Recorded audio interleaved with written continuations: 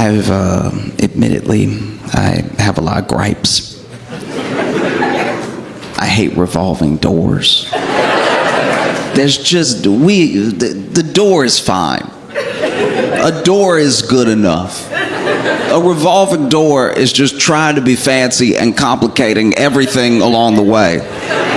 It doesn't even feel like the revolving door should have been invented. Revolving door feels like it actually came first.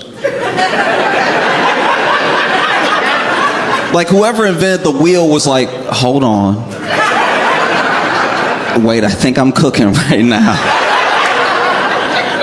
And then someone came along and made a door, like a regular one, that just swings one way. And everybody was like, yeah, let's just do this. I live in New York, and there's a lot of revolving doors, and it can be very high stakes. It can. I don't know. Look, all of us have different abilities, and whenever people are a bit older or aren't as spry, a revolving door is basically double Dutch for them. All right? I've seen it. I've been looking at people, looking at the revolving door like,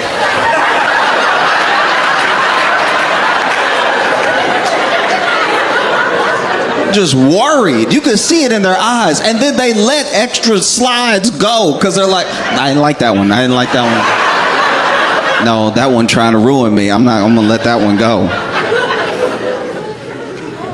Got the revolving door cut into these slices of pie.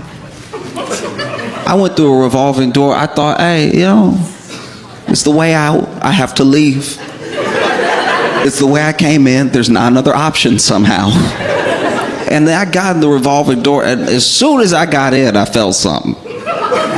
Almost immediately, I got in and I felt something. And it was slower to push. And so I didn't know what was going on. And then I turned around, and a man got in my slice with me.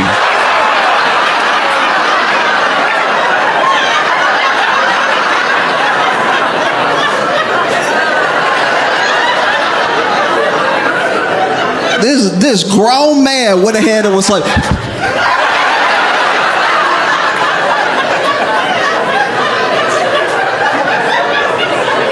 and now he in there with me. Oh, it was upsetting. I was over here because now I can't even move like I want to because my legs are bumping into his legs. This was some sort of assault because do you know what I mean? Like front thighs should be touching back thighs like that unless we know each other. This is crazy because I can't even move like I want to because then it's backing up against him. He rubbing up against me.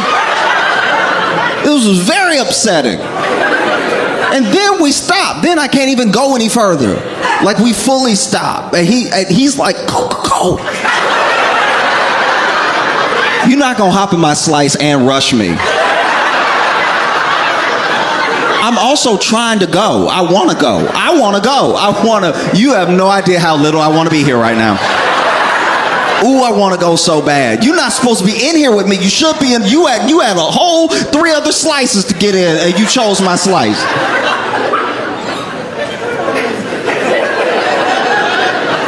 And so now we can't go at all, and I'm pushing. And then he over here tried to help me push. Don't reach over me, sir. And we're pushing, and we can't go, and then we hear, and it's because we enclosed somebody in the revolving door.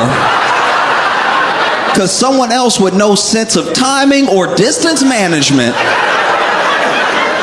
tried to jump in the revolving door and got chopped in the middle. They standing right in the middle of the revolving door. Got them over here like this. And every time we were pushing, we were closing them in it again and again and again and again. And I don't know why they didn't scream. They just over here, go. That's the closest I've seen somebody act like a video game where I'm like, no, you have agency. You should be slipping one way or the other. devastated. Then he over here turning around looking at that dude. Back up! Back up! I hate revolving doors so much. I hate revolving doors too, because sometimes I'm just doing what I'm supposed to do. You get in, you push, right? We all know how they operate. Except for that one at the airport that they have started doing. This is a crime. Some airports in America, supposedly land of the free, have installed revolving doors that revolve when they want to revolve. You get in and you step in. No one has told us why they're doing this, by the way. It's one thing if you're going to be openly corrupt, but to install revolving doors that nobody can operate, if you push it, it'll stop. It'll get an attitude with you. If you get too close, it's like, well, I'm not going anywhere at all, and neither are you. How about that? Like, I hate this revolving door so much. When I want to go, I should go. It's a revolving, they're supposed to move. And over here, they'll have the instructions on the glass. Getting too close will cause the door to stop. You're not my daddy, all right?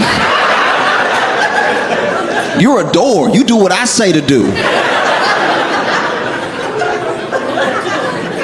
And so then you get in one of these, and obviously nobody fully understands. They didn't make an announcement. I didn't see any local news. I was like, hey, the airport gonna have a new door. You kind of have to use it because the regular door is locked for some reason, and you can only, the only thing I can think of to use revolving door for is that it does help keep the weather out. Like if it is really cold, every time you open a regular door, draft comes in, everything, revolving door keeps it cut off. So that, hey, fair enough. Fair enough. But it's May. You could argue the weather will not get better than this. And you got this thing, stop it. And so I'm used to it now. I fly enough that sometimes I get in there, I see it, I'm already upset. As soon as I see it, because it's not like a regular revolving door, 4 slices, it's only got 2 slices. There's the in slice and the out slice. And you walk up, and every time I enter one of these, I'm entering it with someone who has never come across it before. And so every time I walk into one of these revolving doors, I gotta warn the person that's about to walk past me that they are about to walk into the glass. And you're about to walk into the glass takes too long to say. So I usually go, and then they walk into the glass, and then the glass stops, and then we live here now.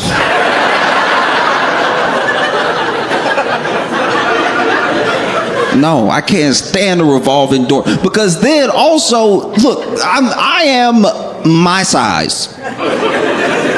This is it. I weigh what I weigh, and I'm the height that I am, and then, you know, the rest of my life is going to be accepting myself. But when I get in a revolving door and I push, because of how I'm pushing, I understand the pace that the door is going to go. It's responding to my push. Even when I push with other people, as long as they're around my size, that's fine. We're all pushing together, all right? We're like doing that thing that they used to do on the ships in the movies when everybody was turning something together. We're in a communal effort to get out. But every once in a while, someone much bigger, much stronger than all of us, just, you know, one of those people that walks around, oh, did I rip the telephone pole up? I have no idea. I'm just a giant. Every once in a while, I get into a revolving door with one of them, and they'll be in the one behind me. They'll be in the slice behind me, and then they push, and then I get pushed so fast, so hard, that I don't get to leave. I literally see the outside, and then I get whooshed past the outside because I didn't have time to get out, because they so strong that they basically turned this into a regular wheel, and so now it's spinning. You don't ever want to be pushing a revolving door and then have the other side of the revolving door hit your back, and now you're along for a ride. It's infuriating. It's stupid. I don't like it. This is a very confusing time too, because we don't know what's happening. Sometimes I'll get on the internet, the World Wide Web. And I'll try to express to people in other countries, we don't know.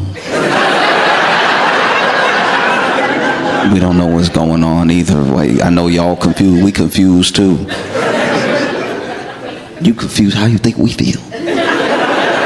We live here. Oh,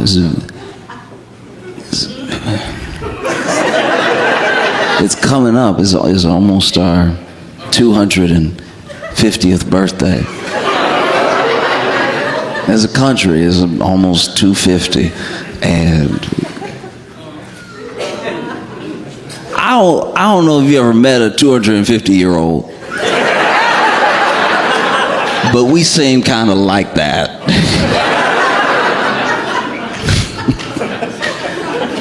I've met someone who was 100, and I was like, ooh, time beat you down.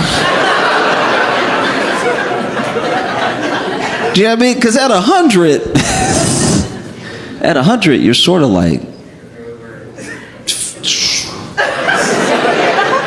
you're like not sure.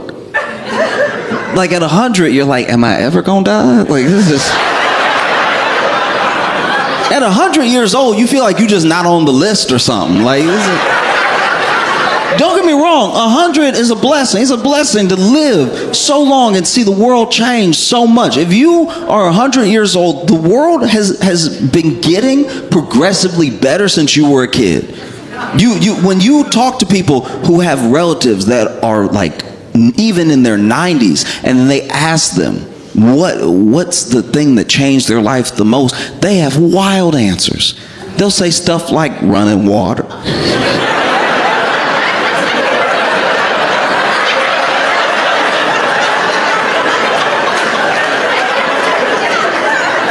These people were alive for amendments changing, and they're like, yeah, but the water come right to you now.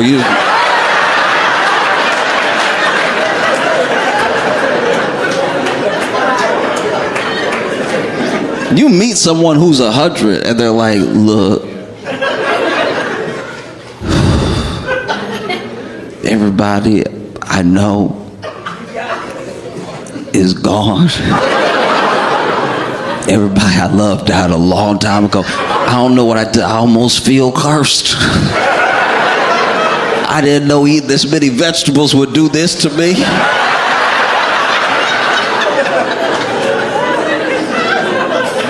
I had no idea. Listen to me. Everyone that I love is gone. And then you're like, well, I'm here.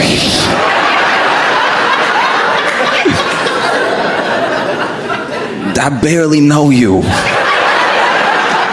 Which one are you? Because here's to be fair to them, once you get to great grandchildren, you can't be expected to remember those names. That is unfair to that person. That person has lived easily like 89 years. They're not going to remember every great grandchild, and there's no way that every great grandkid is gonna like spend enough time with them that they're able to tell them from like anybody. You know what I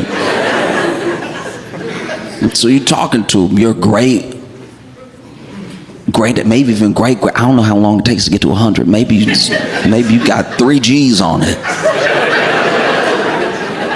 And they're telling you, listen, come closer.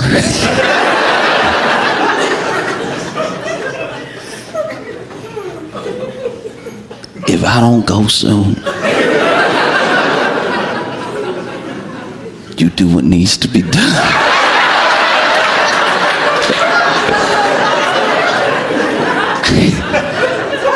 You're like, great granddad, I can't.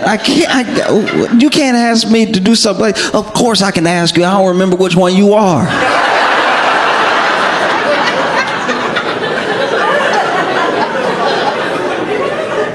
You can't ask me to. Of course I can ask you. Just do it. How would I even do it? And then they over here, because they in one of those like beds. You know what I mean? Once you hit 3 digits, they put you in that bed and they're like, you really don't need to get out. Like, there's nothing for you to do. we'll go ahead and bring everything to you. Don't stop. You've been bending knees for a century. That would be unfair to ask you to get up and grab the remote. Go make, because I don't know if you've seen like 100-year-old person's bed, but it's state of the art. No, they look like Professor Xavier in there. They got a button for everything.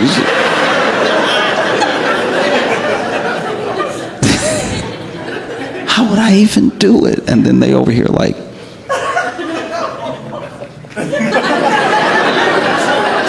what does that mean? What are you trying to tell me? Just flip the pillow.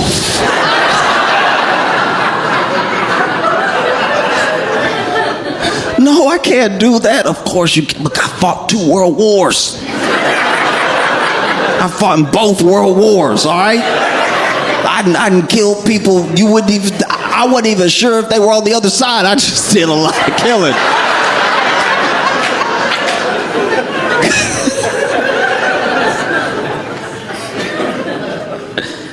Yeah.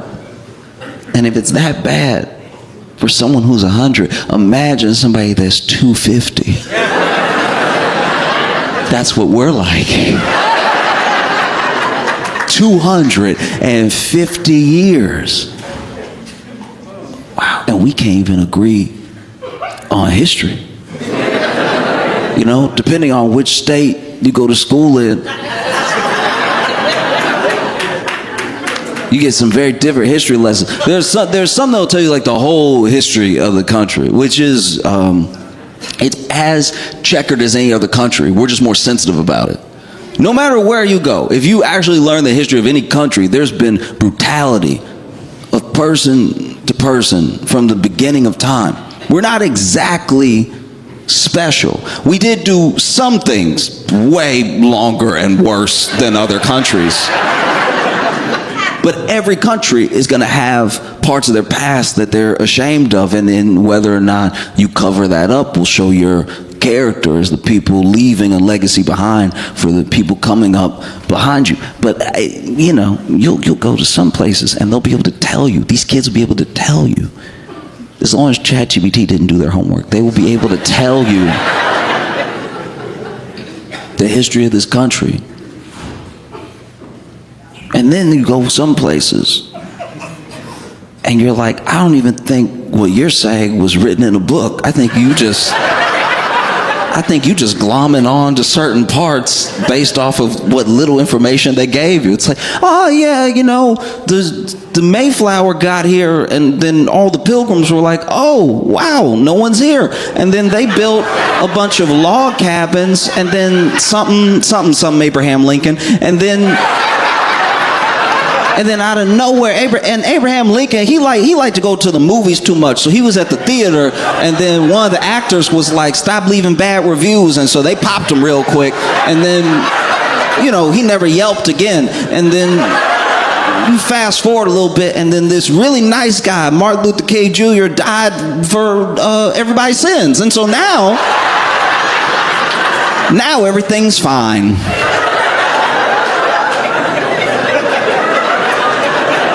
And you're like, which part of Florida are you from?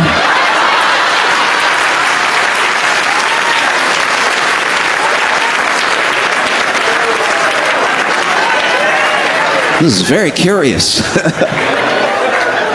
I'm confused. I'm very confused. I'm sure some people don't even know to be confused. There's a very puzzling thing happening right now where there's a lot of events coming up.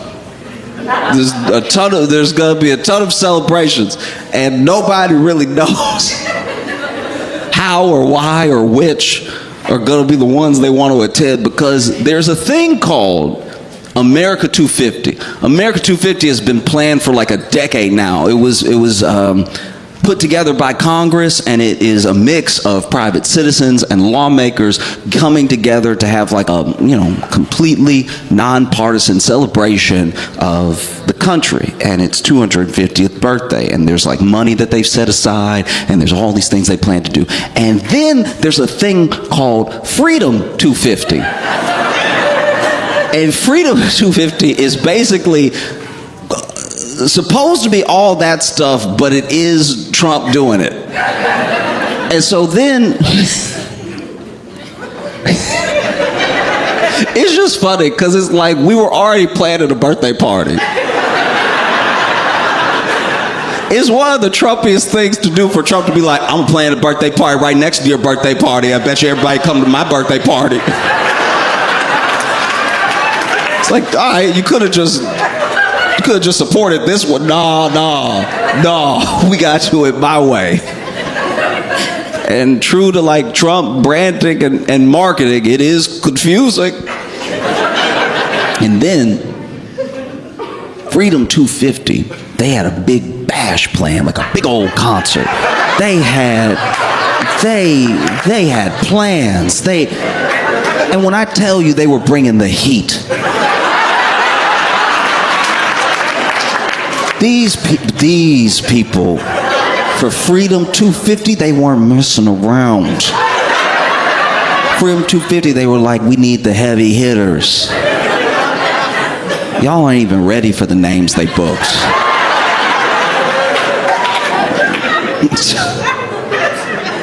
Y'all not ready.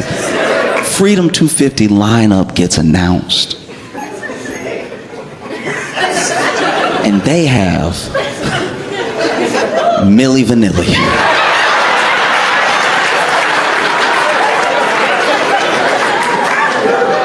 Yeah, you heard me.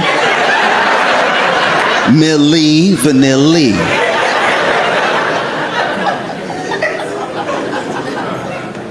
They booked Vanilla Ice. That Vanilla Ice. They booked Flo Rida. They even booked Young MC. White people, I'm gonna be honest with you. I'm gonna be candid for a second, be vulnerable. I also didn't know who Young MC was. Like that one does get a pass.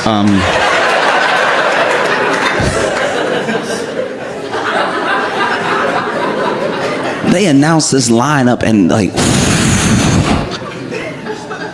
they even booked Bret Michaels. You know Bret Michaels from that one and only VH1 show where he was trying to find love. It was like The Bachelor, but sadder. They announced this lineup, and honestly, it was a moment of unity. It was a moment that brought people together across both sides of the aisle. I'm talking about Democrat, Republican, progressive, conservative, leftist, centrist. Everyone came together to say, what is this?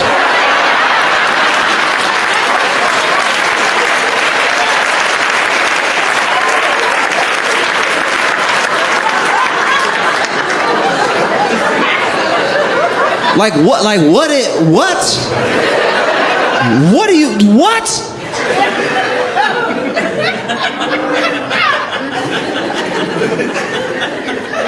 Y'all booked Milli Vanilli.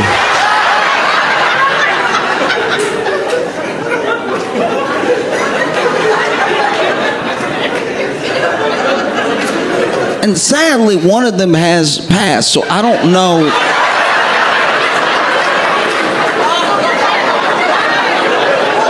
I don't know if that's Milli or if that's Vanilli.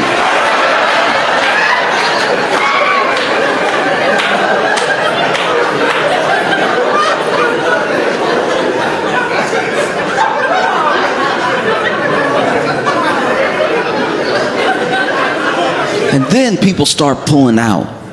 People start pulling right out.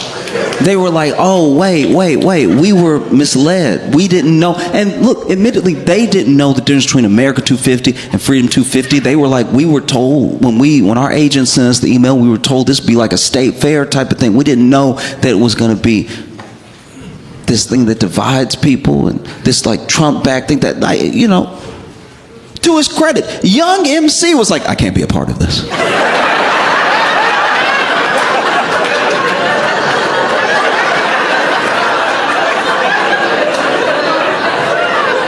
Bret Michaels backed out.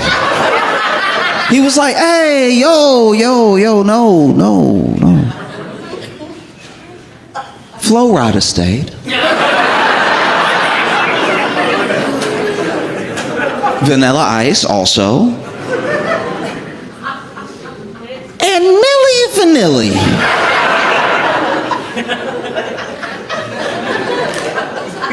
To be fair to Milli Vanilli, they don't have much going on right now, so they're kind of...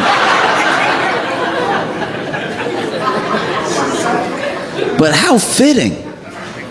How incredibly fitting for Trump to book Milli Vanilli. If you're not familiar with Milli Vanilli,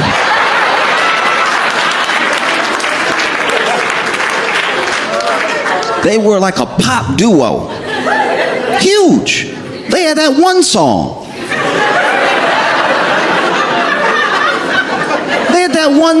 And look, they were two gorgeous men over here singing, we thought.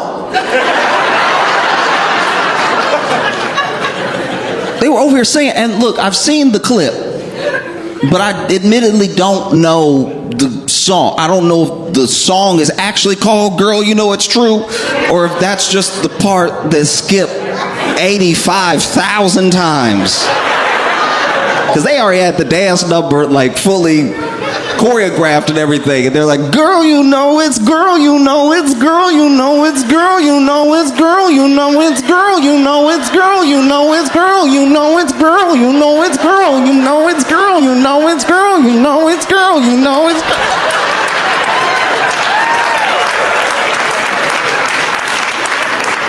And then everybody that was there was like, wait, what was that? Is that the remix? And then they were exposed for not being the ones actually singing. They had been lip syncing the whole time. And honestly, there was in entertainment, it feels like that moment was a little bit of like loss of innocence of the audience. Like up until then, maybe this was happening all the time. I'm sure it was, where like a singer would get sick and still need to perform, and so then they'd sing to a track, or they'd be having a backup track that was way louder than them. I'm sure that there are people who had Milli Vanilli-like careers and never even got caught, because maybe they didn't get popular enough, or maybe they just lucked out and they never had a track skip moment like that. But it's so fitting that someone like Trump would see Milli Vanilli and be like, yeah.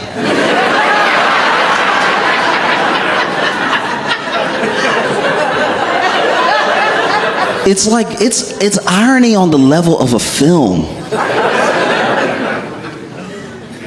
Because Trump has a very Milli Vanilli career himself. He's had plenty of Milli Vanilli moments. You know? Who would have ever thought that this huge global pop sensation actually wouldn't be singing their song? That actually sounds insane if you were to guess that before it was exposed. And likewise, Trump has had many Milli Vanilli moments. Who would have thought an American president would ever look right at the sun?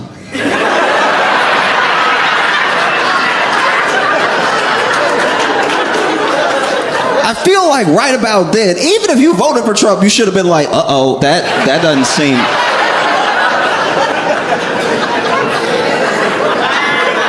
Somebody had to yell, Mr. President, don't look at the sun. To a man that is grown and the president.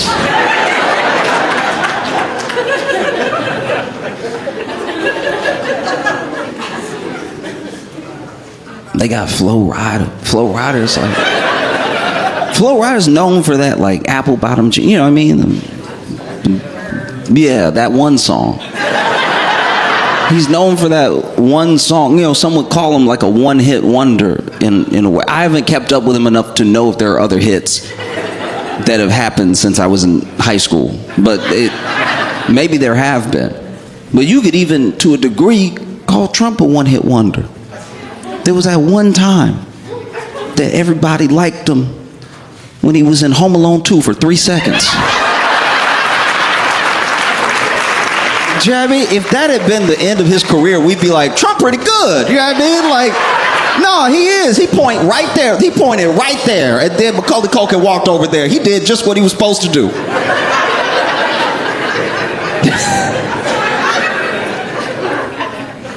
Makes sense that Trump would book Vanilla Ice.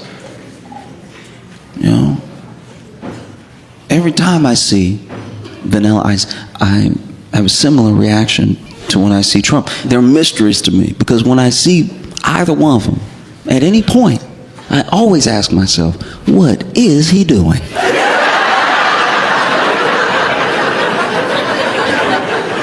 What is his plan?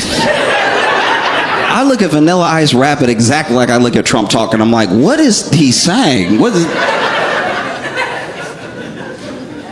And then people start pulling out. Trump was furious. He was like, I tricked these people fair and square.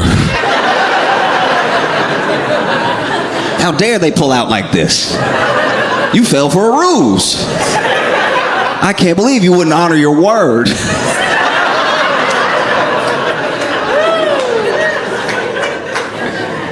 And so then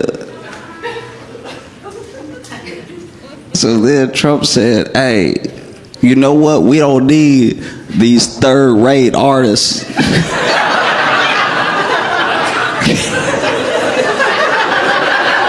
Which is such a funny insult when you booked,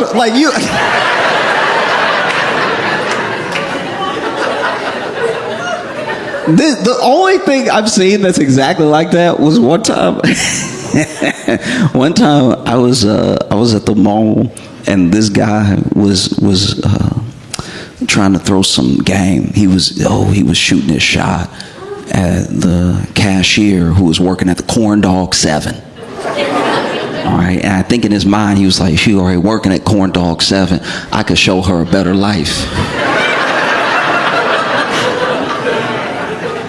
And so, you know, he was throwing his game down hard. He was over here like, what you doing? What you doing? And she was like, working.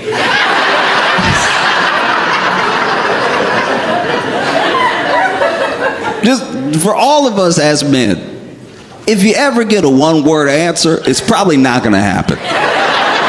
Don't put yourself through the struggle. Because you know what she knows what he's trying to do, he knows what he's trying to do, but also one-word answer, it's not exactly conversation. It's like, so what you doing? Working? Okay, well, you looking good. I mean, you looking very good. Look at you. And she went, my uniform?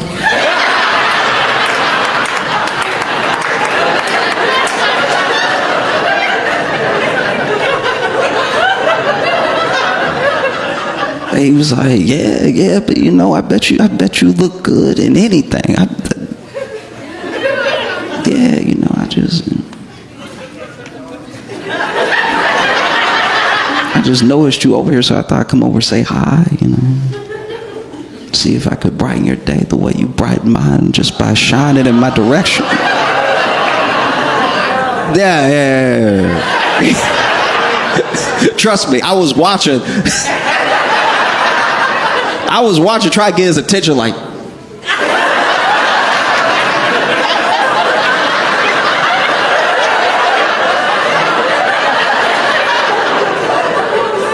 You know what I mean? I hate to see a slow train wreck, you know? Like, a fast one's interesting. You're like, wow, that came out of nowhere. A slow one is just like, hit the brake, hit the brake, hit the brake, hit the brake.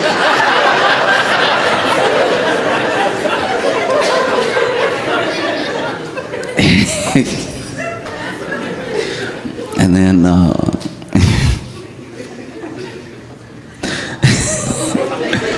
And then she was like, so are you gonna order something? Or... Mind you, there's no line. It's like, so you gonna order something? It's like, yeah, you know. I was looking at all these numbers up here, and I was really just hoping I could get yours. Now, at this point, I have left my seat. I'm now off of this peripheral, like.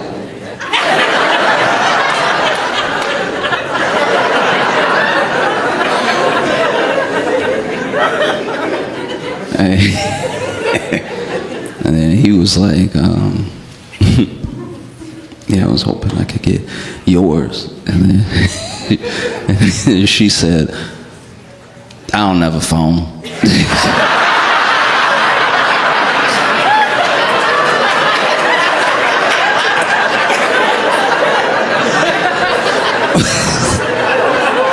Which is a hard, that is, you know, people always tell you when they're trying to give you confidence, when you want to approach somebody and, you know, ask them out, that the worst thing they could say is no, but I don't have a phone. In a year that starts with 2000 is a little worse than no. And so then she's like, I have a phone. He's like, oh.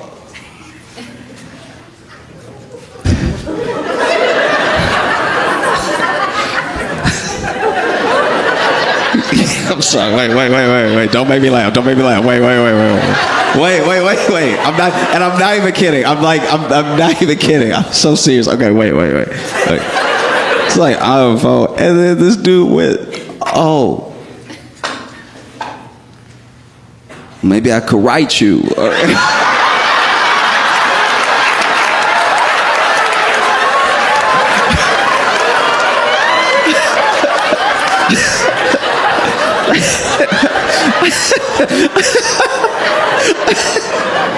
And I'm not, now at this point, I'm down on one knee, basically, bam, like, stop!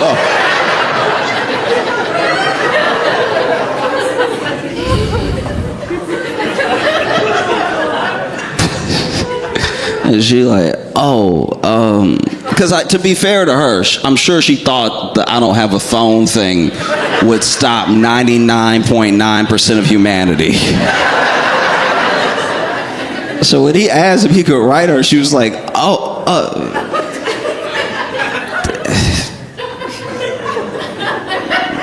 I'm unhoused. I don't know what to tell you.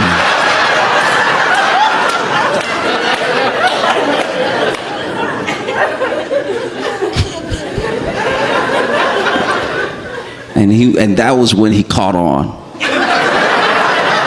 That was when you saw a switch where he was like, oh, she doesn't want, I'm being rejected. You see it, you know what I mean? I was close to him by now. I was actually, I was in line now. I was in line looking over his shoulder, and you could see in his face that for the first time it like clicked.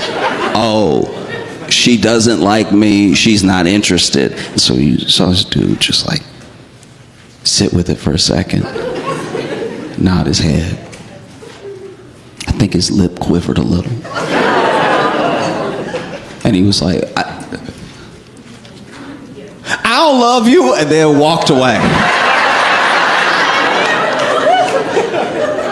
And that's the same energy Trump had when he was over here tweeting third-rate artists over the people he booked. That's insane. Third-rate, you booked them. And so then he said, you know what? I don't even need these third-rate acts, all right? I mean,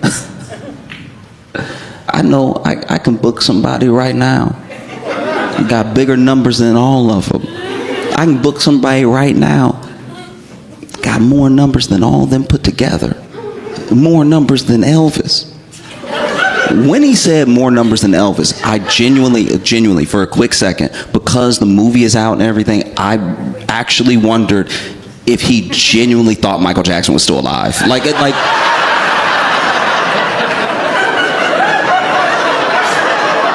No, that would be the most Trump thing ever, to have like all these people pull out, Bret Michaels pull out, all these people pull out, and then turn to somebody and be like, get me Michael Jackson then. We're going to show everybody.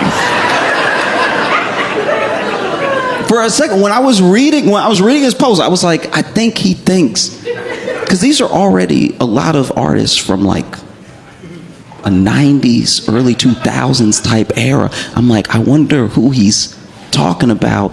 And then he was like, yeah, I get somebody got more numbers than Elvis, could pack a whole arena. Me.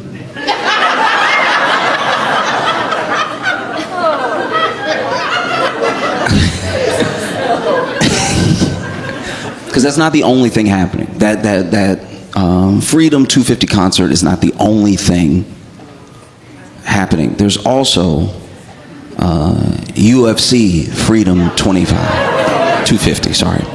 And this is a weird thing for me. I'm gonna be honest with you. There's a lot of conflict in me with the direction that UFC has gone. For me, as someone who watches like mixed martial arts and stuff like that, I watch boxing, I watch like MMA, Muay Thai, I watch like karate tournaments, wrestling tournaments. I just like combat sports, which always surprises people in a way that's offensive.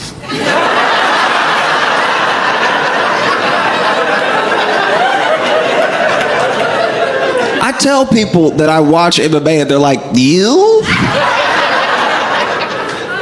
As if there's some sort of barrier to entry to watch. It's just on. I'm just using my eyes. I didn't say I'd do it. I tell people I watch MMA and they're like, they look at me like I just did a somersault. They were like, oh, okay. Didn't know you had it in you. But I watch a lot of it because here's my thing. I think that you can become genuinely invested in a person and their story, not just their skills. At the end of the day, all of combat sports is testing yourself and your skills against someone else and their skills. So I'm not like bloodthirsty. I'm not looking to see people have like lifelong injuries or anything like that. I think that the contest is interesting. And I think that these people, when you get to know them, a lot of these fighters are so much like the people you have in your life, and most of them are genuinely fighting to give their family a better life. You see the stories, and obviously there are some fighters that get really famous and we get to know them really well and we get an understanding of who they are as people, and then there are other fighters that come and go and we never really get to know them like that. But you can get incredibly invested. I've been invested in MMA for a long time because I always have a deep respect for people that can do things that I cannot do. Like I look at when I was a kid and how I was bullied. And then you look at a fighter like George St. Pierre, who was also bullied when he was a kid. But he got into karate and mixed martial arts, and this dude became a world champion. He turned all that bullying, all that pain, I'm sure a lot of that fear about the next time he'd be confronted into something incredible, into something really inspiring. And then there's people that maybe they don't become world champions, but you just see them in one fight. You could see so much of yourself in them. Like there's a fighter, I might mispronounce her name, I'm not trying to, but her name's Shi Ming. And Shi Ming's this tiny woman. I don't even remember what weight class she was fighting in, but she had what I believe was her UFC debut. And she got in there, this tiny little woman, and she fought her heart out. She fought with so much precision. It was genuinely astounding. She won by KO through a head kick and knocked out her opponent. And then they come to her for the post-fight interview in the octagon. And she had one of the sweetest voices. They asked her how she felt about her fight, and she was like, and your heart just melts as soon as she starts talking. They're like, how do you feel about your fight? Congratulations on your win. And she's like, I think I showed too much mercy.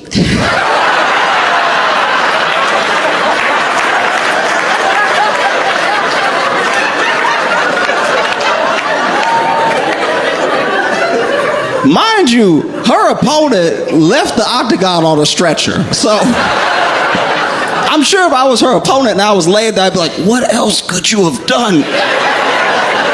But that wasn't even the most astounding thing about her. Not that she was small or that she could fight so well or she had such a cute voice. Because later on in the same interview, she was like, yeah, a lot of people worry about me because I have bad eyes and I'm tiny, but in here I'm the boss.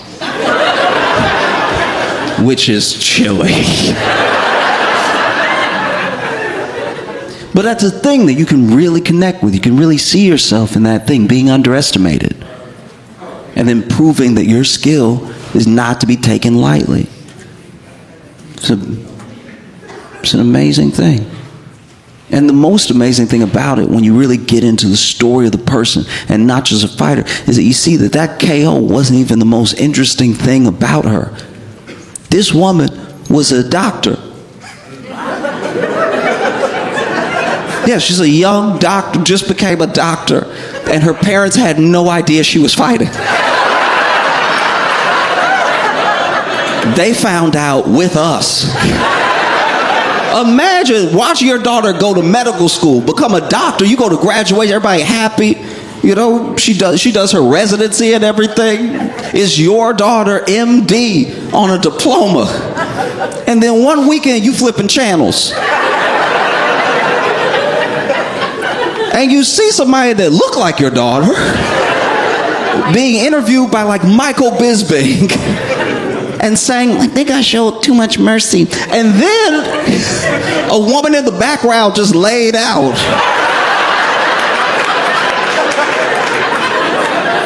I think you'd be like, did she go to medical school just to know where to hit people?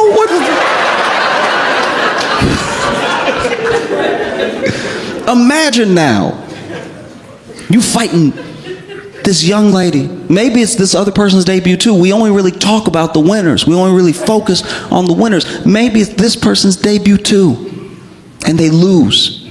And they put just as much in. They put just as much heart. They have skill. They've worked on their technique, but then it happens. Sometimes you lose. And you get the brakes beat off you. And then it's to the point where you lose bad enough that everybody, including your coaches, like, don't move. And you're like, don't worry, I wasn't gonna move. And then they actually carry you out of the octagon in a stretcher and take you to the hospital. And when you open your eyes,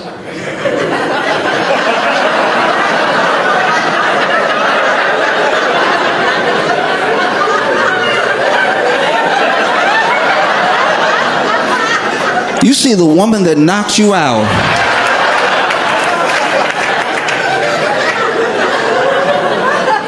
Standing over you.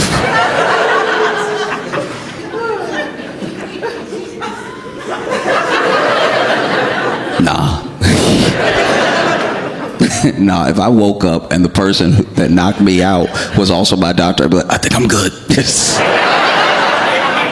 There was even a time where I felt like all of my friends were rediscovering or discovering for the first time the UFC in the pandemic, because when the pandemic hit and all these sports were just closed, they were like, we'll figure out what we can do, but right now we can't. Because fighting it's a team sport in theory. You have your people behind you. You've got your cut man, you got your trainer, you got your strength and conditioning coach. You have as many people to help you as you can afford or as are willing to help you. But at the end of the day, you got to be out there. And so what they did, UFC was, I believe, the first sport to come back. And what they did was they were able, through people's teams or just people being willing to be by themselves, made these bubbles. They made these like quarantine bubbles that people would stay in, and then they started to make fight cards. But because they could only have so many bubbles, and because it was hard to get travel, and it was even harder with travel just because of the pandemic, there were some people that got to fight like 4 times in a year, easy. They could turn right around in a fight that they hadn't been injured at all and fight again. This is something that's very difficult because normally when everybody's willing to fight, everybody's clamoring for a fight, it's hard to get booked again. But you saw people become real stars in the pandemic because they were able to fight 4 or 5 times in 1 year, which is crazy. The other thing that happened was that now, because there were no crowds, they were having these televised UFC events. But for the first time ever, you could hear through the camera that was shooting the show. Usually it's too loud. It's like an arena show. People are screaming, coaches are screaming. But for the first time ever, you could hear what the fighters were saying to each other the entire time. It was like a crazy, different experience. I don't know if we'll get something like that back fully, because it wasn't even something they planned for. They weren't like announcing it as some sort of feature. It just was what happened. And it was in that time, watching fights in the pandemic, where you could hear the fighters, that I realized how much like us, like me, they are, even when they're fighting. We imagine these people fight like out of a movie, where nothing hurts until they walk back to the locker room or something. But these people, there was one fight where it was a striker versus a wrestler, and the wrestler went in, took this dude down, and we all heard him go, "Oh, you strong."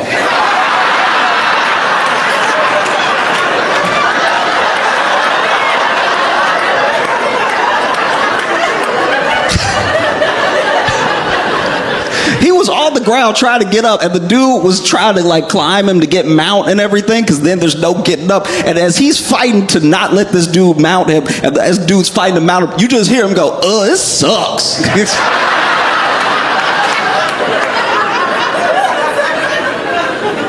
I watched a heavyweight fight. I watched this heavyweight fight. That heavyweight fights are always tense, because anything could happen. One shot, one punch could knock your opponent out. These are big guys. Even in their technique, like the people who are wrestlers, if they take their opponent down hard enough, they might knock them out just like that. And I saw this big old dude just go for it, because some of these guys, the way they're built, they don't always have the best balance. Sometimes you can see them throw a kick and they look worried. Like a heavyweight will throw a kick, and unless they are like one of the agile heavyweights, while they're throwing the kick, you can see in their face where they're like, "This is it. If this doesn't work, I'm gonna spin right around." But you saw this guy throw a kick to the body, and you even heard, because once again, you can hear everything better, so you even heard the pop of him connecting, kicked that dude in the side, pow. And then the fighter that he kicked went, "Oh.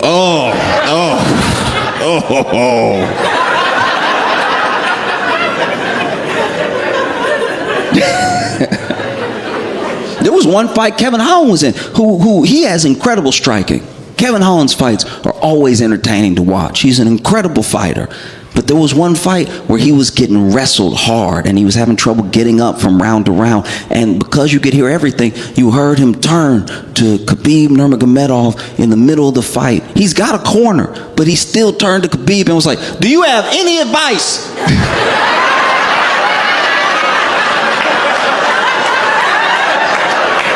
"Do you have any, look, I'm about to go back in. Say something." And I'm not gonna lie, that's exactly what I would be doing. If I survived one round of an MMA match in the UFC, I would immediately turn to everybody. I'd be looking at the crowd like, "Do y'all have any ideas?"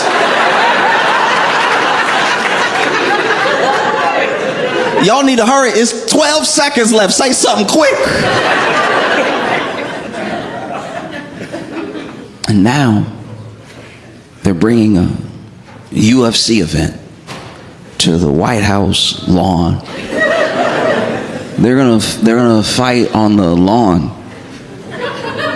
They're gonna fight on the lawn at the White House. They're gonna fight at the lawn. They're gonna fight on the lawn at the White House. No, I just want you to hear how it sounds to the rest of the world. They're gonna fight on the lawn at the White. First of all, I didn't know the White House had that much lawn.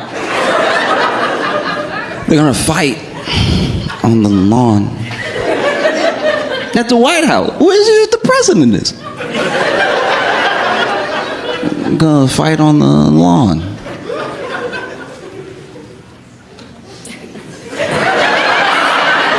You know, it's like, and it's like they shouldn't just have a fight. It shouldn't just be a fight. there should also be like a Buick on blocks.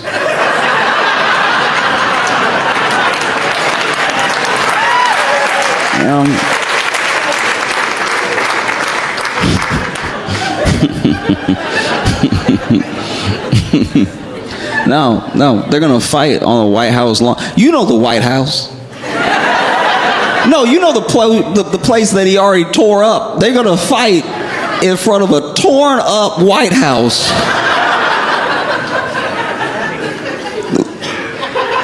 They are gonna make Washington, D.C. look as Oklahoma as possible. You got half the house demolished. You got a fight on the lawn. And look, I watch UFC from time to time. I love MMA. I watch a lot of MMA. But this is unnecessary. It's also a bad idea because it's an event outside, and there was just a shooting at the White House outside. This is why nobody believes these when they happen. No one has any like level of care or discernment or anything. That's why you look at the White House Correspondents' Dinner.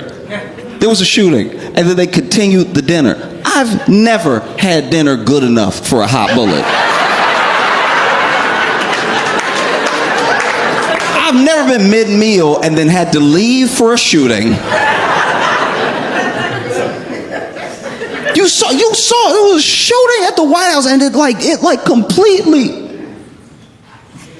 No, we just don't mind anymore. That should be a big deal that there was a shooting at the White House. Hey, you saw every single one of those reporters had different reaction. There was one reporter, you heard the gunshot, and look, you're a journalist, and you cover the president, so you should know what a gunshot sounds like by now.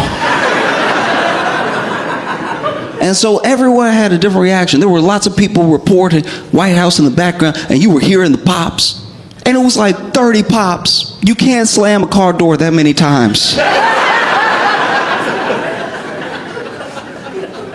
You saw one reporter was over here as soon as the pop started.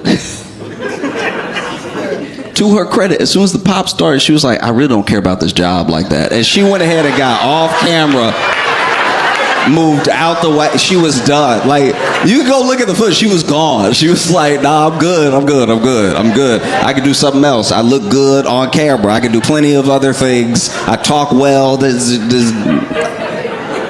And then there was a reporter. This man tried to keep reporting. You could see where he short-circuited a little bit, because he was gonna try to keep reporting, and then he heard like the 28th shot, and he was like, never mind. Like this man was up here like, today Democrats called out the pop Supreme Court for pop. You know what? And then he took the mic off. Why take the mic off? Just move. The mic is not weighing you down.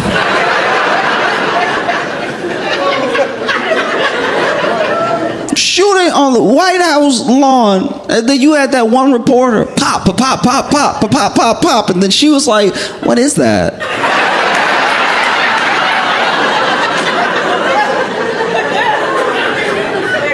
You know you lived a good life when, as an American, you don't recognize gunfire. What is that?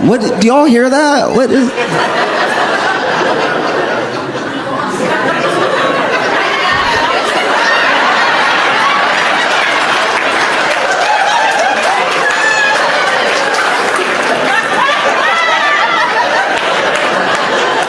When she leaned her head out,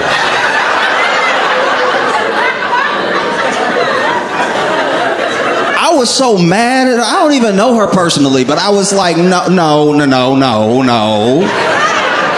We don't check for gunfire head first.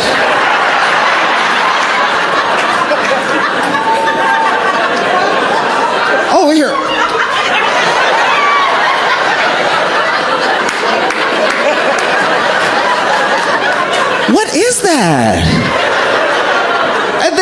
was saying gunfire, and she was like, oh.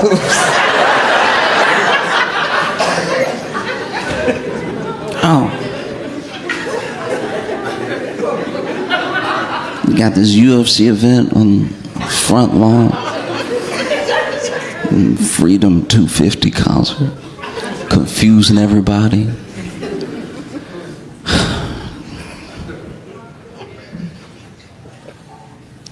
It's so insane. This is so stupid. This is like remarkably stupid. This whole thing, it's like, I get it, it's 250. You gotta celebrate, but not like this. Not like, this is like revolving door level stupid. This is the most infuriating. This is so dumb. I love being in Seattle. It's dope here, you know. Feels like if Brooklyn had mountains. Yeah, it's just a more relaxed, seemingly relaxed pace of life here than I'm used to. Because even y'all's, I'm not critiquing, I'm just noticing. Even y'all's crime is at a slower pace. Yeah, I mean, like y'all still got crime and everything, but when it happens, it's like everybody's like, oh yeah, that is illegal.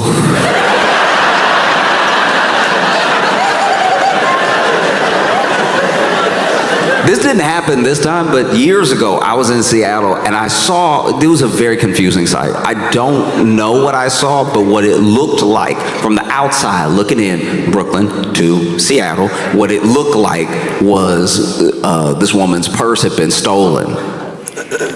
But the thief and the woman weren't running. I think that's what confused us all, because we were, like, one of two things was happening, all right? Either a couple had an argument, the man walked away forgetting he had been holding his girlfriend's purse. So he walking off in a huff, and then she following him because maybe she knows whatever she said went a little too far this time. Or a man with very little commitment to his craft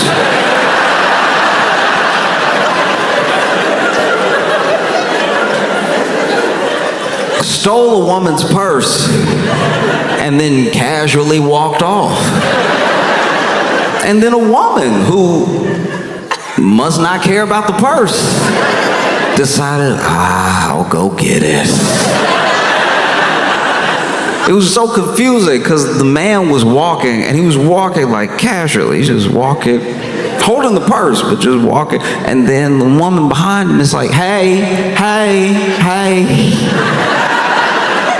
And then at one point she leaned towards the purse to grab, the strap. And the man was like, huh.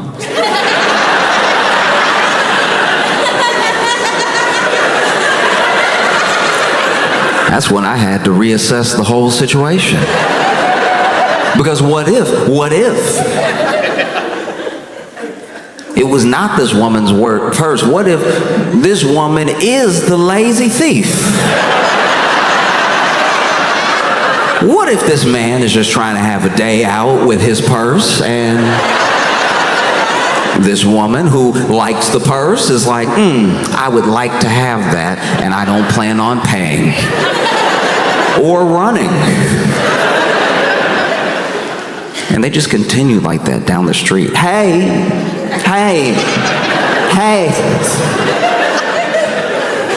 I watched them do this into the distance.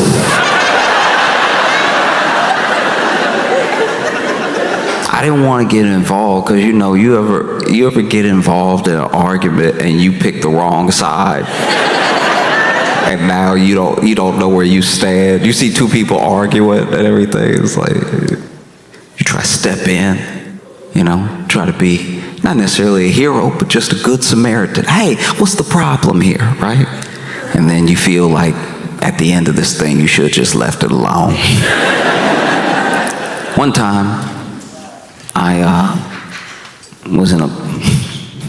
was doing a bar show, and we get out of the bar show, and in the parking lot is this couple having this shouting match, and this big old dude and this tiny woman, and he's not moving in a way that's threatening her, but he is like just yelling at her real loud, and she's yelling too, but he's got a booming voice, and she just can't match his level, and they are getting like a little closer. He's still not like bucking up or anything. It's just, if anything, she's walking up to him, I guess to make her point, a little bit more clearly. And so, I don't know, my friends and I saw this, and I just walked over, just being like, hey, y'all good? What's with all this yelling? And admittedly, I was talking to him. This is a big old dude yelling at this tiny woman, and I'm in my head, I'm like, all right, hopefully, if I step in, somebody will back me up. Do you know what I mean? Like, I'm not big enough to stop him, and I don't know the proper techniques, but if I throw myself at him and somebody else is coming, then maybe together we could come up with something to do. And so he's yelling, she's yelling. I'm like, hey, y'all good? Y'all good? What's up? What's up? Calm down, bro. What's up? And then he's like, she poisoned my dog.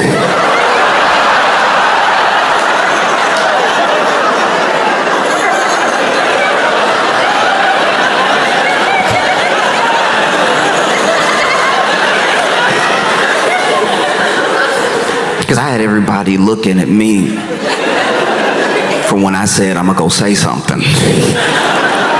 And then they heard that part, and then I'm like, I wish I was over there with y'all, because y'all were in the minding your business section. That looks like a better section to be in. And I didn't know what to do, because I don't know what their history is, but if the most recent thing that has happened is the poisoning of the dog, if the only thing that has happened is the poisoning of the dog, I think he might be in the right to raise his voice, to have a little volume, I don't know the condition of the dog. And so he says that to me, and in the moment, they had both stopped yelling. They were both looking at me. And then the people who I left, my friends from the show, were also looking at me. And in my head, I'm like, well, this really shouldn't be on me. Like that. That's crazy. I came over to diffuse the situation, and then I became diffused. And so I'm like, hey, what's going on? She poisoned my dog. And then everybody's just staring. And so I'm looking at my friends, and I turn back to those two, and I go from looking at him to looking at her, and I go, stop it.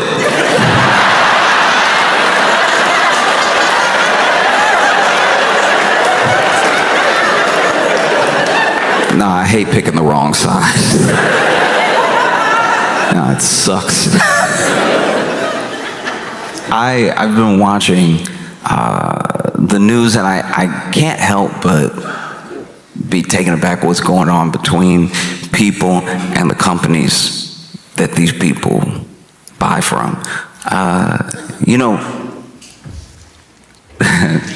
Target, they know. Believe me. Target has been in more than hot water. They have been boycotted this year because Target, they're an interesting case because they took it upon themselves to try to be, or at least seem, super inclusive of everyone. Now, these companies aren't people. They're trying to make money, and the hope there is that everyone will want to spend their money here if we look like we're for everybody. That's the idea that goes into it, and a lot of people would say that that's just good business. You want to appeal to as many people as possible, so as many people as possible buy your product or products, right? And so they did that. They took it upon themselves to be the place where it's like, look, Target, you can come here, you can get anything. It doesn't matter who you are. We'll make up products just for you. All right? When your month comes around, we're going to make products We're gonna make products that nobody ever made before because nobody asked for. We are gonna blow your mind with our products just for you. And they did every year. They managed to blow my mind by making a product that, as a black person, I never knew I didn't want to see. You know, Black History Month would come around, and then they'd hit you with something where you're like, do you know any black people? Every product that Target came up with for black people during Black History Month felt like they came up with it off a rumor. Do you ever, in my head, I'm like, there's no way a black person pitched this thing, you know? It would just be like, it would be like grape flavored. You're groaning like you didn't see it too. Like, it just be like grape flavored root beer or something. It'd be like, all right, I don't know who told you to do this.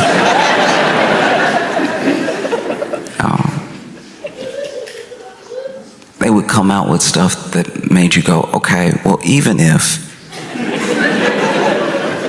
a black person pitched you this, there's no way you're gonna make enough money off of this new product to make it worth it. Like, in my head, I was like, selling this for a month doesn't make sense. I think you can have a lot of leftover grape flavored root beer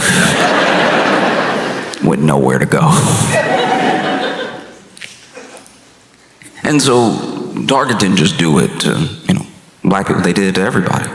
All of my friends got a special month at Target that made them go, this is odd. And they never got the response that they wanted. Like, I'm sure Target was like, they'll love this. It's Pride Month, they'll love this.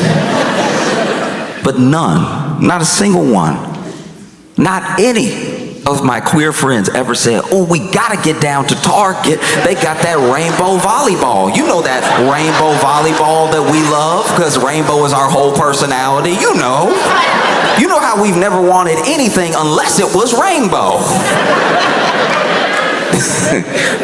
People do to queer people with rainbow what they do to like black people with products sometimes, where they'll be like, I don't know how to market it to black, just make it music, I guess. Try to get more black people to, I don't know, eat at Burger King. They're like, what about some drums?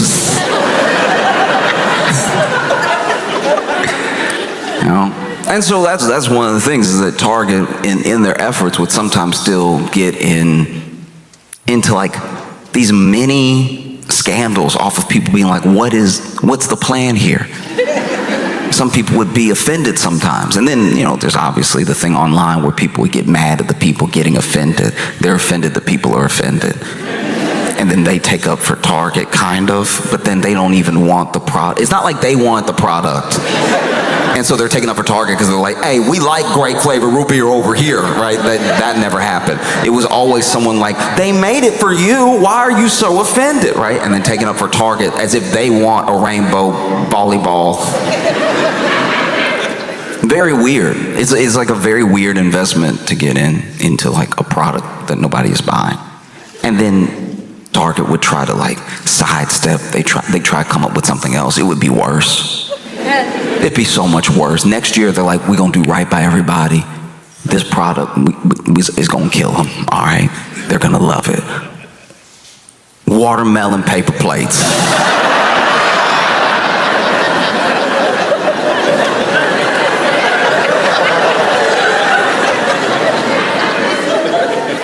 And then they see the article, and they're like, okay, maybe that was bad. I don't know, maybe, how was I supposed to know? It's not like any black people are like in the C-suite, so. There was one too that cracked me up. This one genuinely is very funny to me. Like none of them really offended me, but I really couldn't get offended at this one because it was so funny. So basically, Black History Month came around and they had made a bunch of like prominent black leaders, these magnets with a bunch of prominent black leaders on them, and all of the magnets were like labeled to the wrong person. Like it was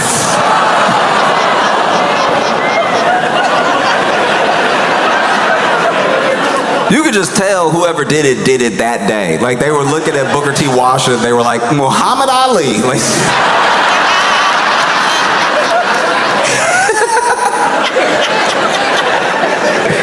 I just don't know who that product's for. Like personally, I just don't know. Yeah, I don't know who was like, life is good, it's almost perfect, but you know what I don't have? Martin Luther King on my fridge.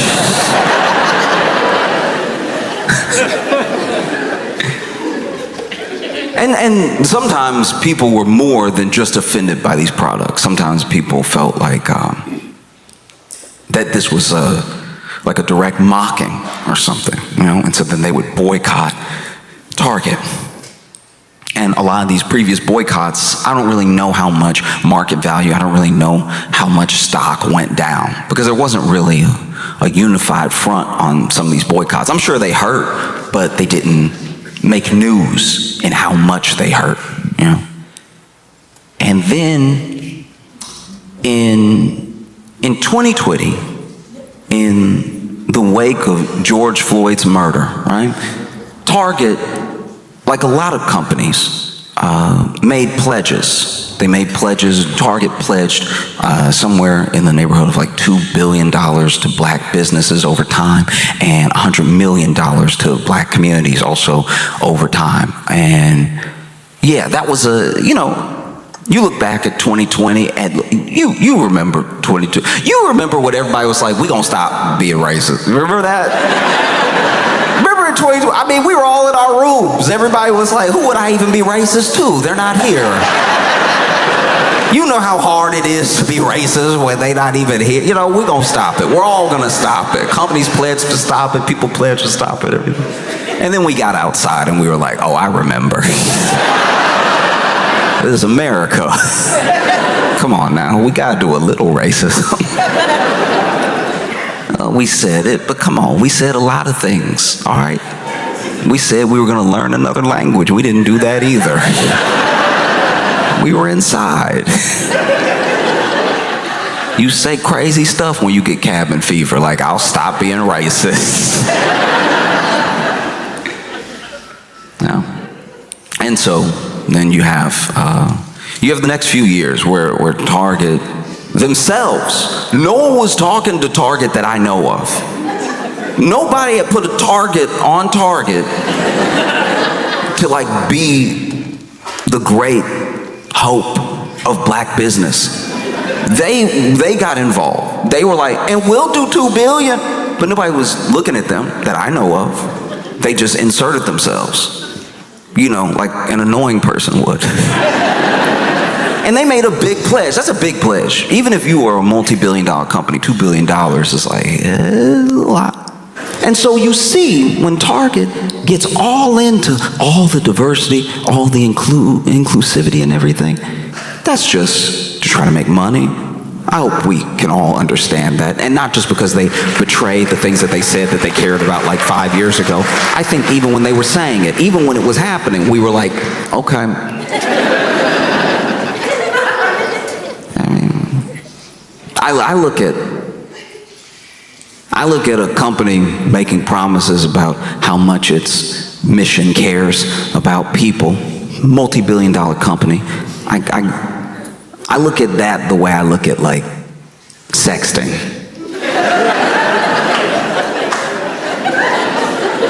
If you've ever been sexted before, depending on who it is, you've read the message and you've said to yourself, the thing I say to myself when I read the mission statement of a billion-dollar company, you're not gonna do all that.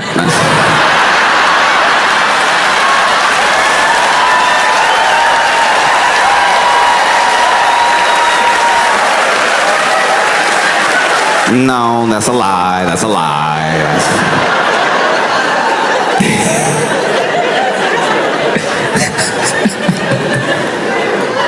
And I don't even know where this money was supposed to go or where it started going or if it was just for the press release. I have no idea. But I know that when Trump won, Trump immediately, day one, was like, we're going to get rid of DEI. We're going to get rid of all of these programs. We want everything to be merit-based and fair. So obviously we have to get rid of as many people as possible who earn their position over time. And so that's what he did. He started making moves immediately. And then Target, once again, could have done nothing. That's what's so crazy about the situation Target's in. They could have said nothing. Nobody was checking for the watermelon paper plates. In fact, if a Black History Month went by and Target didn't make a new product, we probably would have thought, wow, good on you. Y'all really have learned from your ways. Y'all really a regular store now. You're not trying to help or anything. You're not throwing out, Malcolm X, but it's Michael Jackson. Y'all are just being a regular store where I can go buy regular paper plates. They didn't have to say anything, but then Target came out once again, inserting themselves like an annoying person would, and being like, hey, we're getting rid of DEI too. People were like, oh, okay. Once again, no one was talking to you. And look, these are moves that are made for money. That's what they always were. Even when I heard about those pledges from Target, it didn't make me go, oh, Target, you care about me? I was like, all right, yeah, I guess the next time I'm on my way home, I need one of those, toothpick things. The thing that's like floss, but it has a handle. I guess if I need one of those and Target is on the way home, maybe I'll buy it at Target. That's as much as it moved me. But just because I didn't have a business and I didn't really know what this pledge meant, so it didn't change my mind about Target. I don't care about Target enough for my mind to be changed. I just went on about my life. And then, whenever they made this statement of we're getting rid of all of our DEI too, I was like, guys, I still don't care about you. You can't move me one way or the other. There's other stores on the way home. But people who either were pledged that money or have been watching Target to make sure they kept their word, they noticed that statement. And they noticed that it's pretty convenient to get all the social capital out of making a pledge, a $2 billion pledge and a $100 million pledge that you haven't had to come up good on, and now you're going to end it just in time to not really have to get into it. That's very convenient. And so then there were people who called him up on it. They were like, all right, look, a pledge is a pledge. You can label it however you want, but you said publicly that you would be donating this money. And you know what we're going to do? We're going to boycott. We're going to boycott Target. And then this Target boycott started. And a lot of people poo-pooed it initially. A lot of people were like, Target gets boycotted all the time. Didn't you hear about the grape-flavored root beer?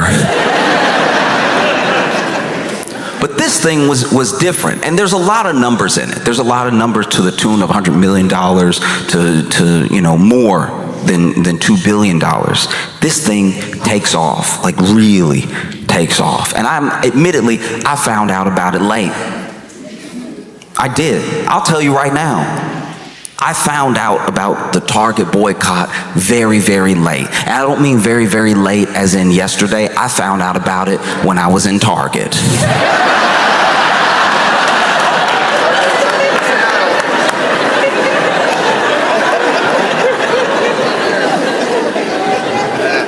I was in Target.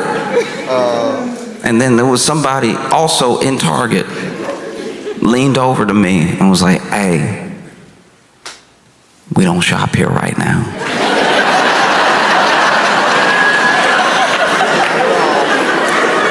You got to see this from my perspective real quick. from my perspective, I had gone into a store. Into a store. I'm not thinking about his Target. I went into a store to get what I needed to get. And then while shopping, I was approached by someone who was like, we don't shop here right now. You know how perplexing that is? So many things were going through my head at one time, because the first thing is like, we don't shop here right now. In my head, I'm like, all right, do you work at like Walmart or something? Like, do you?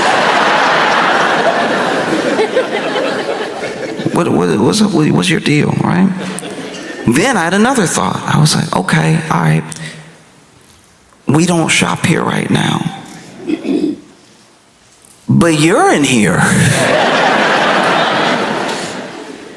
I said, but you're in here. And they were like, I'm in here to let people know we don't shop here right now. And I was like, oh, interesting and effective. Like I wasn't aware. It's just so funny to have somebody in the store to let people know we don't shop at the store. It just feels like the most, it's just the most like, what is it called? It's the most civility I've seen in what must feel like to the store, robbing the store. Because I put that, like in my hand I had the toothpick with the handle, and I was like, oh, I already had it in my hand, but I guess I can put it back. And then I walked out, and that's money that they didn't make. It's like that thing is effective. And so I didn't buy the toothpick thing. I left, right? And in my head, I left, but I was also like, all right, that thing was like $6, so I guess they didn't get my $6, but hopefully they really needed it. Hopefully that $6. I love when a company who's done something bad need the money bad. Like, you know, like when somebody needs the money bad, they're like, hey, look, brother, look. If you can hold me over with this $8. And so, you know, I left. I went to CVS. To my knowledge, they hadn't done anything, so felt like a safe place to get the toothpicks. I've had something in between my teeth the entire day, so I need it desperately. Even when the man was telling me we don't shop here right now, he was like, ooh, you got...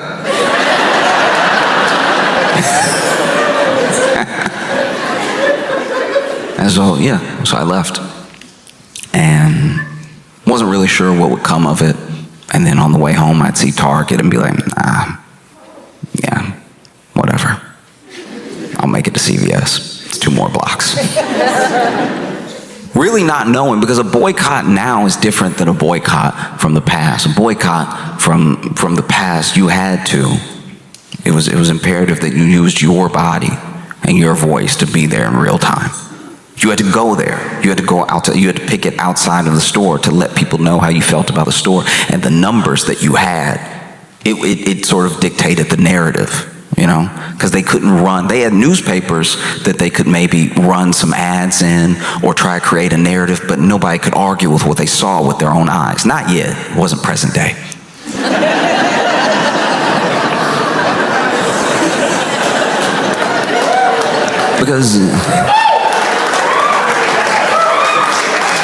Because now, if you want to boycott, you have options. You have options you never had in the past. You can be there with your voice, with your body, right? Or you could be online organizing a different picket line, organizing a different room full of people in agreement with you, outrage at this company, you think they've done something wrong. And it doesn't even have to be a worthy cause. Truly, that's what's crazy about it. It's like, it's the same as it's always been, but there's just different avenues to do those same things. So now you have the benefit. Instead of needing to fly everyone who cares about this thing and thinks this thing to the same space that you're in right now, to be in a picket line with you so you can show the company that hundreds, maybe even thousands of people feel this way. You can just be online. These companies, they're trying to be just like us. They're trying to act and behave like people. They want you to think of them as a person, which is why they do things to try to ingratiate themselves to you like a person would. They make pledges of things they'll do, things that maybe would ingratiate you to them and feel like they're your friend. They're not your friend, they're a corporation.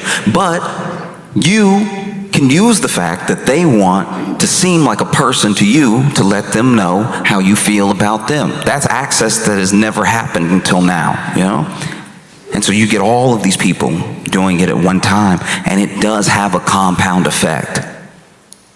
Because it's not as visible as it was in 50s, 60s, 70s, I think we sometimes lose a little bit of hope and a little bit of understanding of what a boycott can do, of what a protest can do, because it seems like these companies have so much money that they can never be brought back down. But that's just not true. You know, you look at Target from then to now, and I know market valuations go up and down. I know they fluctuate. Things are not set in stone just because they go bad for a while. But them going bad for a while is a wake-up call to the company. And people boycotted Target, even up until present day. I don't know when it'll be over, to be honest with you. I really don't know when I can go in Target again. And I'm not thirsty to go in Target again. I'm just like, it's on the way home, and I just have to keep reminding myself, like, no, we not, no, right? But Target has lost more than it promised. Target's lost more than $100 million, and has lost more than the $2 billion that it pledged. You know, by the most recent estimate that I saw, and it could be different on a different day, it could be different in this moment, but Target, through this boycott, has lost somewhere in the neighborhood of $12.4 billion in market value.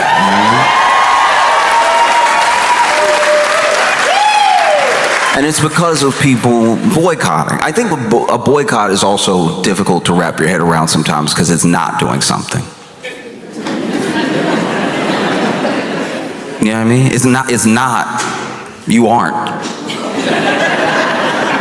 It's not like like when you go and protest, you went and you protested, and now your throat is sore, your feet tired. But a boycott is like, don't. Like y'all are doing it right now. Like y'all are boycotting Target right now. You just don't go. Because I'm like chronically online, sometimes people get upset about stuff, and I don't get it, because it's not my thing to be upset about. Like it's not, maybe it's not my culture, or I don't have the connection to it that other people have. So, you know, I don't necessarily take all outrage seriously, but when people are upset, I try to hear them out to a point. Doesn't mean I'm going to agree, but I'm like, let's see why this is such a big deal. And I didn't know about the attack on culture that's been happening this week. I didn't realize how bad things are out here. I didn't know. Admittedly, I didn't know. I looked into it as soon as I did. I had no idea the impact of changing the Cracker Barrel logo. I didn't know what this would do to people. Now, if you're sitting there wondering, what is Cracker Barrel? If you were sitting there wondering, what is Cracker Barrel? You've lived a good life.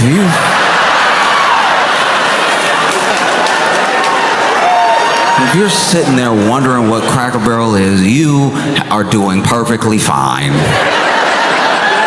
But just to bring you up to speed, it is a restaurant, a sit-down restaurant, and they have a side that is restaurant. They have a side that's like little gift shop, knickknacks and stuff. It's very cute. I grew up in the South, so I grew up with Cracker Barrel, right? And Cracker Barrel, they look. Listen to me, all right? Sometimes something happens, and everyone is so reactionary now that like they don't form their opinion authentically. I saw this and I didn't care. And when you don't care, you're able to be at least a little bit closer to objective, right? So I saw what was happening. And they changed the Cracker Barrel logo. If you've never seen the Cracker Barrel logo, get ready.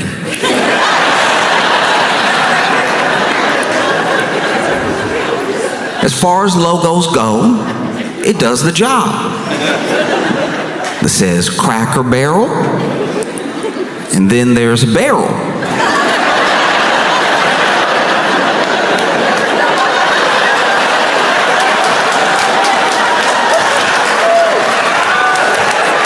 And then there's a guy next to the barrel, right? And the guy next to the barrel posted up. The guy next to the barrel is out here feeling himself. He's over here like...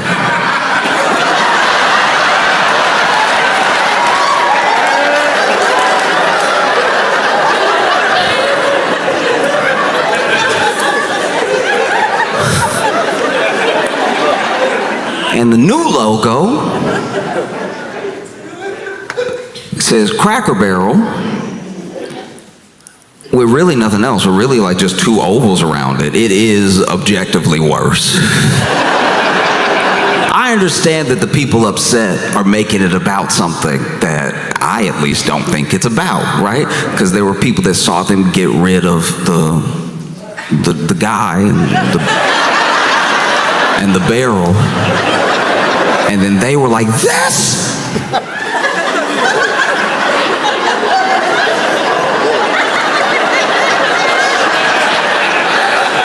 The first impression was of someone who had a stroke over it. So but people genuinely were like, this is insane. This can't stand. This is white genocide.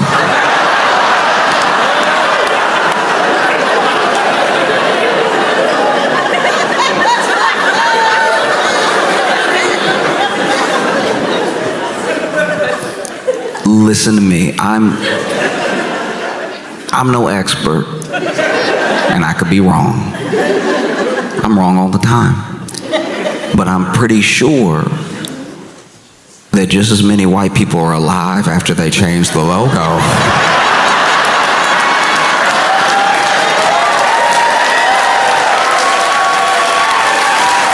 as there were before the logo change. And any people who have sadly passed was incidental. I don't think it had anything to do with the Cracker Barrel logo change specifically. And look, I don't know who this dude was to the, like, I don't know if somebody just drew him or if that's like the founder. I don't know, because admittedly I didn't care enough to get into it. But all I know is that look, I'm not on their side as far as everything they're saying, but this is a worse logo. Like, it just is. They basically did the Washington football team to white people. They just up there saying what it is and not giving us anything else. Nah, it's rough. It really, that's bad. Especially with that guy, that was, I don't know. Y'all did it. It said Cracker Barrel, and then there was the barrel, and then there was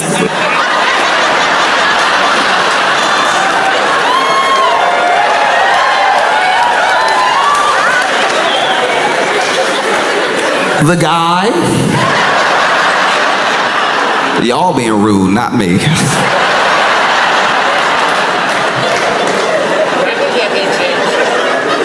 And so, yeah, Cracker Barrel was facing immense backlash, threats of a boycott. They done with Cracker Barrel over here. And admittedly, look, if we're talking business for a second, just business, it is kind of wild that the CEO said something to the effect, this is what I've read, the CEO said something to the effect of, MAGA doesn't have to eat here, we'll respect their decision not to, right?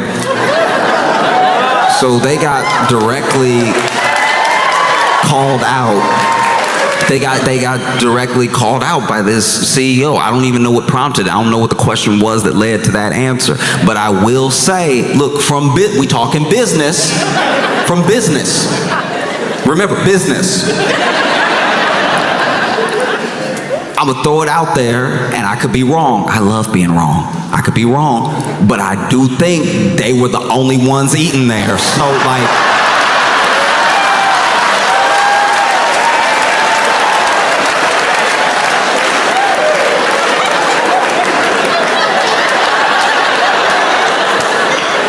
that would be like the dude at the Red Hat Company being like, we don't need MAGA. It's like,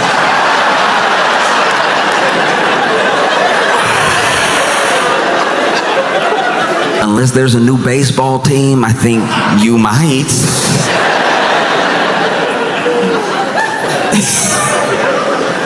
No, it was truly wild. And now MAGA's had a insane backlash. Look, I don't know what's bots and what's actually people upset. All I know is I've seen a lot of tweets. A lot of tweets being like, I can't believe, look at these. You know what's funny too? It's like sometimes people get mad at you and they start describing you in their anger. And it doesn't sound as bad as they think it sounds, but because it's what they're mad at you about, it sounds bad. I saw this one tweet that was like, look at this woman. She single-handedly tanked Cracker Barrel stock because she wanted to be a woke girl boss. She wanted to put her whole life into her career, and then she rose to the level of CEO, only to tank the company, though. She tanked the company. And yes, she's a young CEO, but she tanked the company. I'm just like, as you list the things, like as I was reading the tweet, I was like, I mean, outside of like 8 of these words, this is a good LinkedIn profile.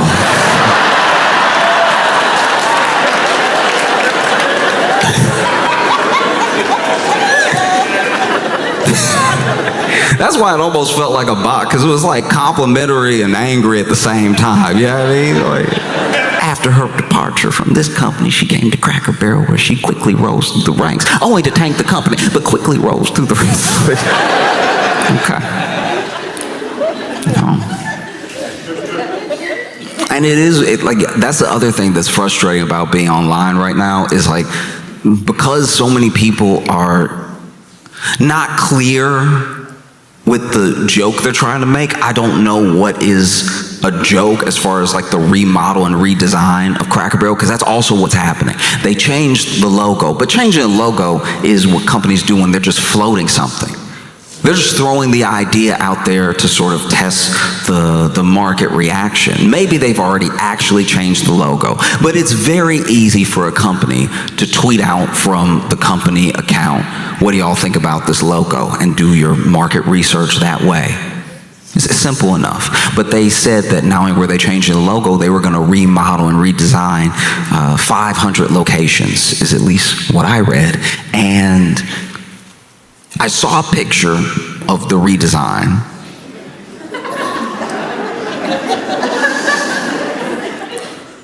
Look, I already wasn't eating at Cracker Barrel, so it's really like no stress to me.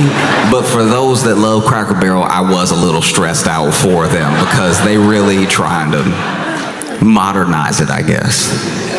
And the reactions to it were interesting. The reactions to it, it blew my mind a little bit. Because there were people genuinely being like, this is an erasure of American culture, and it is an erasure of white culture, like white heritage and everything. And like, I've been to a Cracker Barrel, and yes, it's very white, but like, I'm not even saying Cracker Barrel is bad. I'm just saying, like,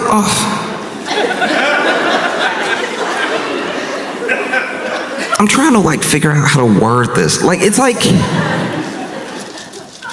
if you want to just talk about like white culture, like if you concerned with like white heritage, it's just Cracker Barrel should be so low on that. You know what I mean? I've grown up around white people. I've known white people my whole life, and very few have ever mentioned Cracker Barrel when it wasn't at the next exit. Like, I didn't know it meant this much to white people. That's ignorant of me. I am sorry to be walking around in America of all places, not knowing how important this was to your heritage and culture. I don't know. Look, I'm not going to speak for anybody, but I feel like even white people read that and were like,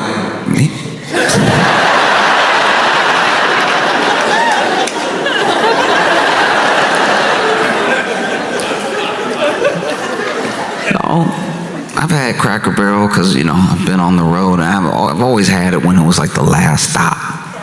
It was like you either eat now, because they know where to put the Cracker Barrel.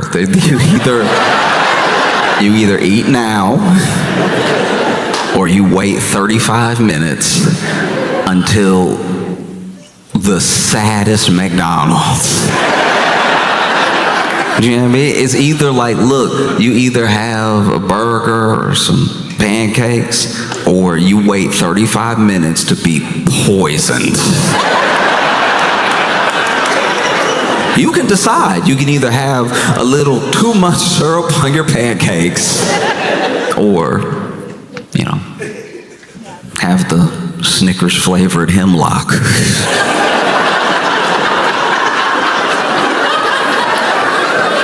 It just makes me mad. They're not even trying to be food anymore. They're like, no, we put the fryer is in the floor now. Like, we just...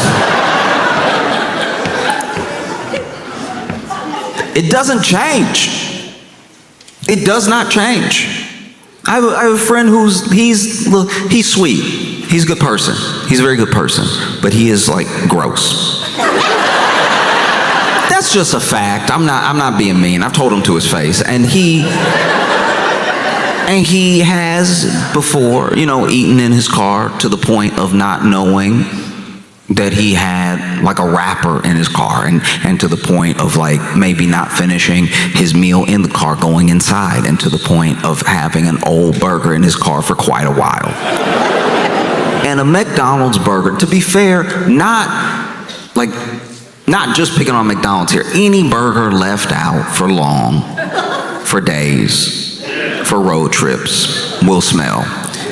My problem is a McDonald's burger left in your car for a month. Stop smelling.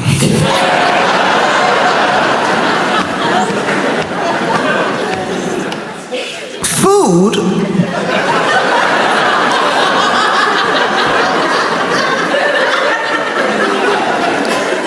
is supposed to go through a process. Whatever that food is, it could be fruits, it could be vegetables, it could be meats, right? It could be everything except like maybe seeds are supposed to go through a change. They get to a point where they're growing, they get to a point where they're ripe. Even if it's meat, you get to a point where the animal is killed, the animal is prepared, and then the meat is there to be eaten. Even with processed food, the process is usually to extend the shelf life of the food, but there's still a time to eat it and a time to not. And the fact that McDonald's goes through the process, like the burger goes through the process, they actually, I think, kill a cow. They actually, I assume, make a burger. And then they actually sell it to you. And then maybe you get two, and then you only have time to eat one. And then maybe it falls off the passenger seat, and then it slides back because you were making a sharp left turn because you don't know how to drive. So you change lanes last minute when you're on the highway like a lunatic who's trying to get killed, who's trying to be injured in a car accident. And so you swerve, and then that swerve slides the burger under the seat, and you go about your life. You get home, you go to work the next day, you come home, you go to work the next day, you come home, and you do start to smell something. But because you're gross, you're not going to do anything about it. You just sort of know that you smell it. You're aware that there is a smell. You just are thinking about it sometimes like, never mind. That's the thought process of someone who is nasty. Because you know it's in your car, you know it's here. And you recognize it from before, from the last time you went, nah, probably not a big deal. Probably not worth addressing. And then you wait. You wait until a friend, a good friend, a person who is not nasty, person named Josh gets in your car because you offered them a ride, and when you take one of your famous left turns and almost hit the car in front of you, you slam on the brake, and when you slam on the brake, something slides to the front of the...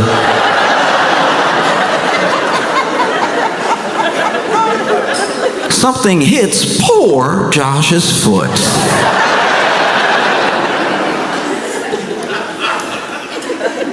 Josh, being inquisitive, looks down and sees a fully wrapped McDonald's burger and reaches down, and there's a feeling on the burger. A little tough. And I'm like, oh, your burger fell. And then you disgusting freak, you go, what burger? And I'm like, this burger. And then I hold up the burger, and then you go, I haven't had McDonald's in weeks.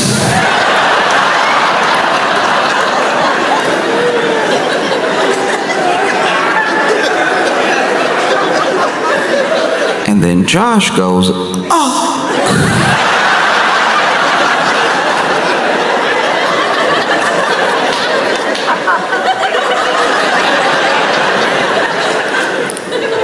It's either that or Cracker Barrel, okay?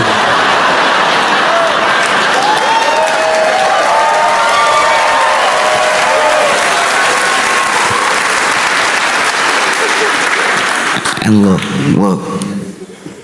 a part of me understands where people are coming from. A part of me understands that some people hate change. Some people love the nostalgia of going to Cracker Barrel. Some people they like it as a restaurant, and they would prefer it stay the same. That's actually pretty normal.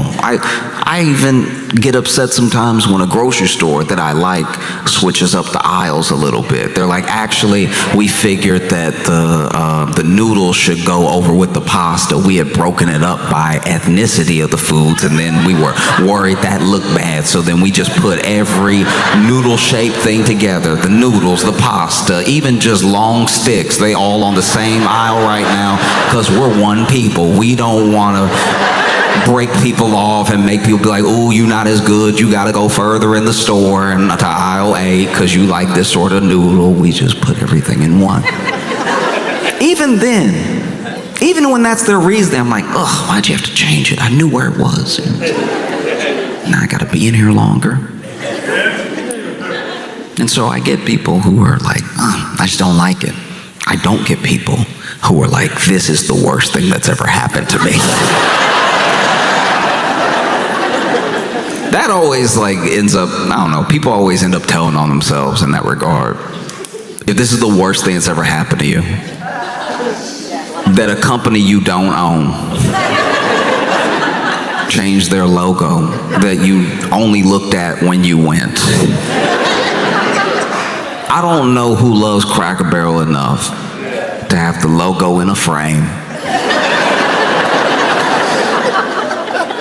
and kiss that picture every night before bed.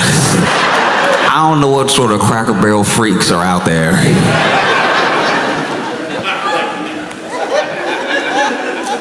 But yeah, the backlash has been stiff.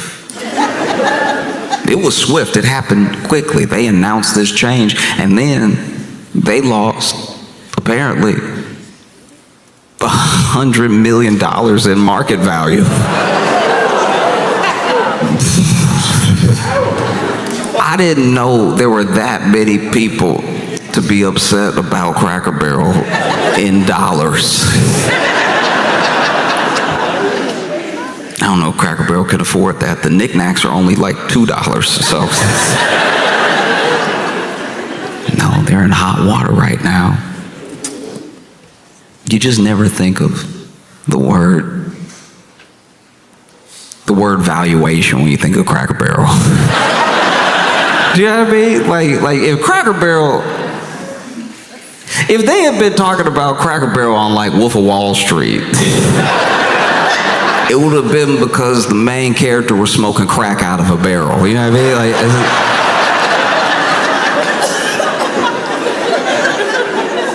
wild to me that people are this upset.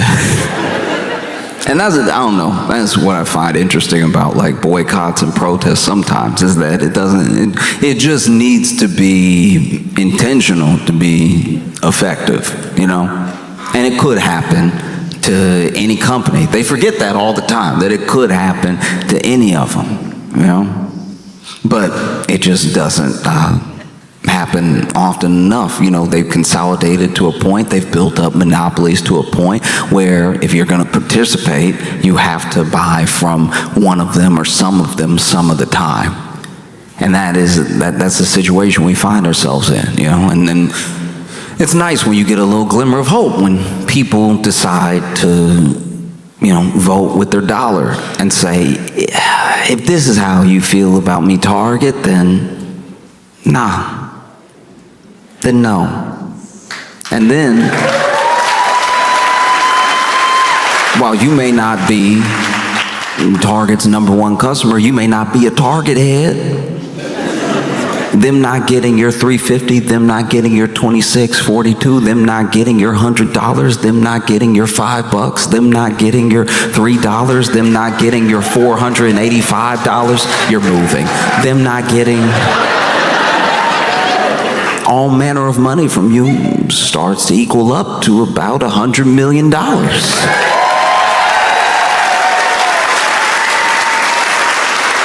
And because of the system that we live in, you know, very few of us, and I say us as in all of America, will have that much money to move. That is a very minute part of the entire population that has that amount of money to move, but together we have that much money to move. You know? And because these companies are not people, because people you can reason with, people can understand something that is based in logic, you know? But companies don't. Companies only understand gains and losses. And so the only way to make them understand is to make them lose. And make them lose so much that it hurts, and it really hurts. And then maybe when it really hurts, they'll make a change, not because better people are there, not because they fired a CEO and then hired a better person as a CEO. I don't know that many CEOs, but I imagine at a certain point they have a similar outlook on the company and a similar outlook on the employees. I think that because of the system that we've built when it comes to corporations, you're going to find very few compassionate CEOs or just incredibly reasonable people who want to do what's best for the customer. That might be what they say, but what the company does is different. And so I think that inside of all of that, you make the company hurt until someone comes along and maybe their background is in accounting, maybe they're a sociologist, who knows, maybe they started in PR, but they know we have to reverse course or else the hurt will continue. And then you get what you want. You get what you boycotted for, what you protested for. These things are still possible, and it is simple, it is not easy, and it doesn't happen overnight. It takes a long time. We are at an advantage. We're at an advantage that people in the 50s, 60s, and 70s weren't at, because we don't need to be there all the time with our body using our specific voice. We can organize online. We can organize in person as well. We can build community around a cause, and then we can exact that cause to the tune of $100 million, you know? And then when that thing happens, maybe the next company will go, but you know what happened to Target.